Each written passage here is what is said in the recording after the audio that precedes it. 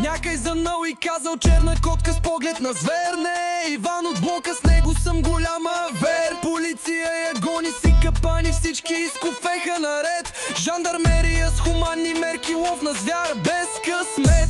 Всички викат пис, пис, мяу бе, пума или пантера, и аз не знам щяла. Българя полуде сто звер, голем, но каза се на Тошо стария грубар. В Шумен те разправят, че е бил голям коткар и вече седмици подред Тошо дава и обед.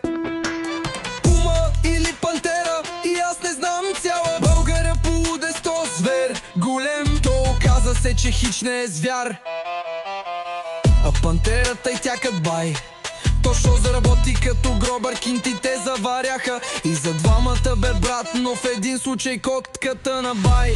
Тошо забеляза абокат, тя тръгна да го маха с харизма и чара, пък всички мълчаливо се изненадани от големия звяр. Пума или пантера, и аз не знам цяла. Българя полуде сто звер, голем, и след този гаф по новините пръкна и породи смях и гняв. Народът прави мемета и шегата бързо расте, но зад екрана и смеха всеки малко се гневи. Пума или пантера, и аз не знам цяла. Българя полуде сто звер, голем, но каза се на Тошо стария гробар. В Шумен те разправят, че е бил голям коткар и вече седмици подред Тошо дава ни обед.